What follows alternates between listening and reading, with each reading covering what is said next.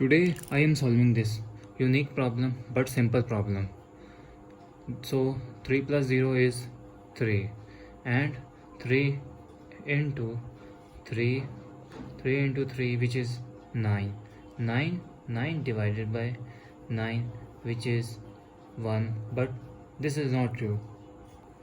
So according to B O D M A S rule, B for bracket,